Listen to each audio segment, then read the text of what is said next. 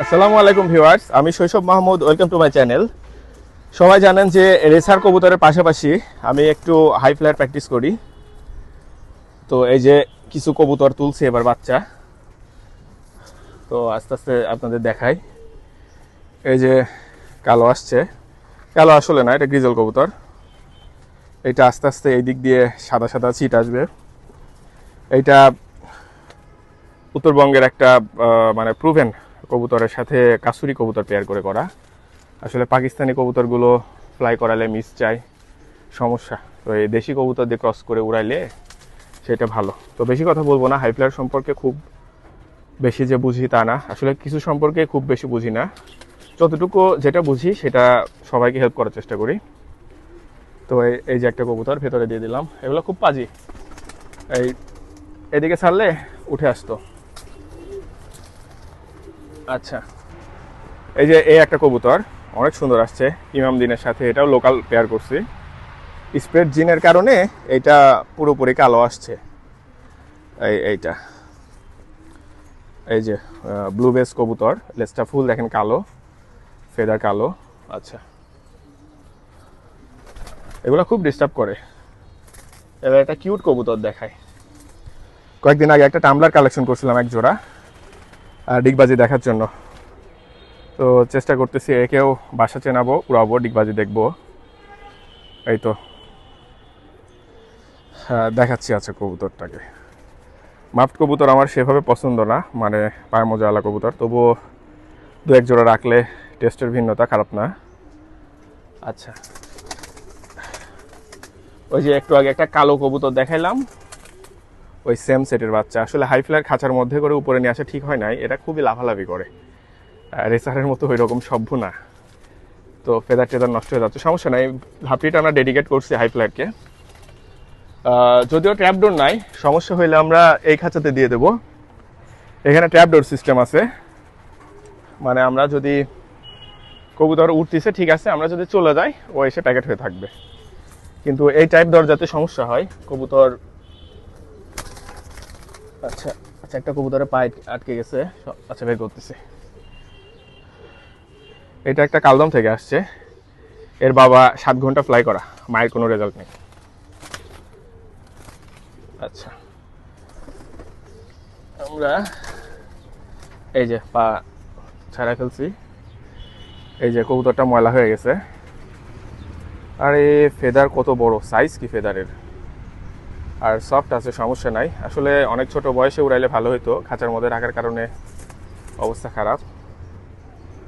তো এইটা হলো ছিল, বলতে ভুলে গেলাম, এটা কালদমের সাথে আমাদের একটা চীনা কবুতর ছিল, খুব গরম ঘামতেছি, ওই চীনা কবুতরটা পেয়ার করে করা। এইটা ওই কালদম দিয়ে করা, যেটা বললাম না, ডিসেম্বরে ওর বাচ্চা, সরি ডিসেম্বরে ওর বাবা ফ্লাই করছে 7 ঘন্টা প্লাস এক ছোট ভাইয়ের বাসায়। তো কবুতরটা নিছি। এই তো এটার সাথে পাকিস্তানি পেয়ার করা ছিল, কালদমের দিকে কালার বেশি কাটছে। এইটা এটা আরেকটা কালদমের সাথে ইমাম দিন কবুতর পেয়ার করছিলাম। তো সাইদ ভাইয়ের দেওয়া ইমাম দিন, থ্যাংক ইউ সো মাচ ভাই।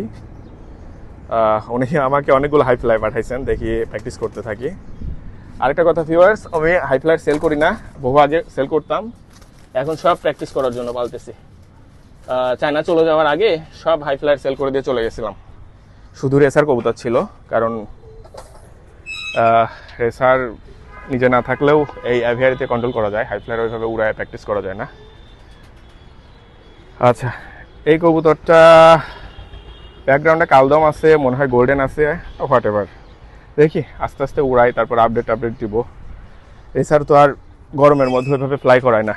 তো ভিউয়ার্স, এইটা আমাদের আপাতত হাই ফ্লাই রাখছি। কাল পরশুর মধ্যে পেছনের যে ট্র্যাপডোরওয়ালা ধাপড়ি দেখতেছেন, এটা রেডি করে ফেলবো আশা করতেছি। তো এটা রেডি করা হয়ে গেলে আমরা তখন হাই ফ্লায়ারগুলোকে ট্র্যাপডোর সিস্টেমে সেট করব। তো খাঁচার পরিবেশটা ভালো না, আসলে কাঠগুলো পুরাতন হয়ে গেছে, দেখি অতি তাড়াতাড়ি চেঞ্জ করে ফেলবো। ঈদের কারণে মিস্ত্রি পাওয়া যাচ্ছে না, সমস্যা নেই। আচ্ছা, আমরা এবার পাশে একটা ধাপড়ি আছে, ওইখানে আমাদের কিছু কালার প্রজেক্টের কবুতর আছে।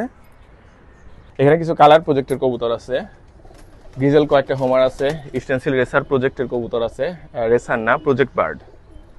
আচ্ছা, বুদাপেস্ট আছে কয়েকটা, দেখাও। তো হাই ফ্লারও আছে, স্টক বার্ড। এগুলো একটাও কখনো উড়াবো না, এগুলাকে আমরা ভবিষ্যতে ব্রিডার বানাবো, তাই রেখে দিছি। আর আজকের ভিডিও দেখে দয়া করে কেউ কবুতর কিনতে চাইবেন না, আমি এই কবুতরগুলো একটাও সেল করব না। কবুতর খুব বেশি হয়ে গেলে ইন ফিউচার দেখা যাবে। আর অনেকে রেসার কেনার জন্য আমাকে নক দিয়ে থাকেন, স্পেশালি টিকটক থেকে বেশি নক আছে। তো কষ্ট করে গরমের মধ্যে ভিডিও করান আর দিন শেষে বলেন যে না কবুতর নিব না। বেশিরভাগই সমস্যা থাকে বাজেট সংক্রান্ত। আসলে ভাই আমরা এক একটা কবুতরের পেছনে অনেক খরচ হয় ভাই। এই যে এই লেভেলের পরিশ্রম যাচ্ছে, খাবারের যে দাম, সাপ্লিমেন্টের যে দাম, আপনার যদি মনে হয় যে রেসার কবুতর শুধু ধান গম খেয়ে, হ্যাঁ অনেকের বাসায় রেসার কবুতর শুধু ধান গম খেয়ে উড়াউড়ি করে ছাড়াছাড়ি থাকে, দেশি কবুতরের মতো উড়ে বেড়ায়, সেই ক্ষেত্রে ঠিক আছে। আমরা হাইলি মেনটেন করতেছি, আমরা 100 পিস কবুতর বানাচ্ছি, রেসে দিচ্ছি, 20-30টা হারা যাচ্ছে। যেগুলো আছে একদম পিওর কবুতর, সব বাংলা বান্ধা 303 কিলোমিটার খেলা। আমার আবার একটা রুলস আছে, একটা কবুতর বাসায় ফিরলে পরের রেসেও যাবেই। এখন মানবিকতা আছে, খুব বেশি খারাপ যদি থাকে, যদি দেখি যে কনফার্ম ওর অবস্থা খারাপ, তখন বসায় দিই। আসলে ওইভাবে অবস্থা খারাপ হয় না, যার অবস্থা খারাপ সে রাস্তায় পড়ে যায়। আর যেগুলো আছে একদম বিশুদ্ধ জিনিস। আর আমরা কালেকশনও করছি, যে সে রেসার না, একদম বাংলাদেশের টপ লাইনগুলো। তো এগুলো কালেকশন করতেও আসলে অনেক খরচ হয়েছে। তো আপনারা অনেকে এক্সপেক্ট করেন 2-3 হাজার টাকা দিয়ে রেসারের বেবি নেবেন, আসলে সম্ভব হয়ে ওঠে না। বা অ্যাডাল্ট পেয়ার নেবেন, আমরা একটা 5টাও যদি রেস খেলি, ওর পিছনে এন্ট্রি ফি অনেক টাকা চলে যায়। আমাদের কবুতর হারায় পায়ে ইটিএস এর চিপ ট্যাগ থাকে, ধরেন 150 টাকা চলে গেল। আবার টস করে আসতেছি, গাড়ি ভাড়া আছে। আবার মেইন কথা আমার সময়, ভাই আমার সময়ের দাম কিভাবে দিবেন আপনি?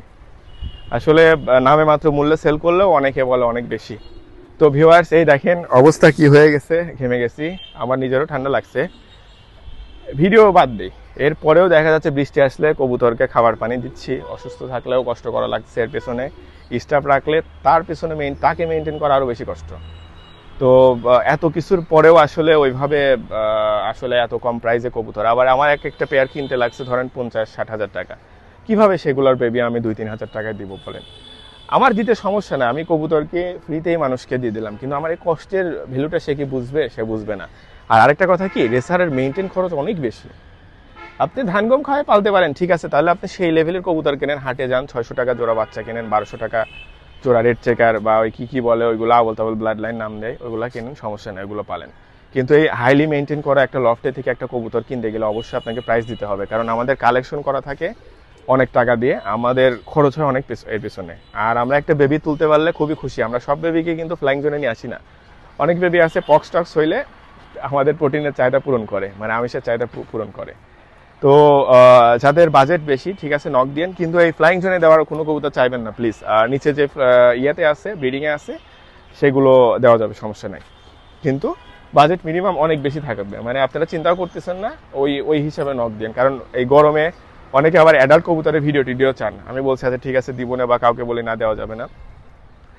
অনেকে চেহারা দেখতে চান কবুতরের, তো আপাতত অ্যাডাল্ট কবুতর সেল করবো না। থ্যাংক ইউ ভাই। তো যাই হোক, খুবই কষ্ট হচ্ছে ভিডিও করতে গরমের মধ্যে। Thank you viewers, thanks for watching. আর সবার জন্য শুভকামনা রইল। সেই সাথে অন্য কোনো একটা ভিডিওতে দেখা হচ্ছে আপনাদের সাথে।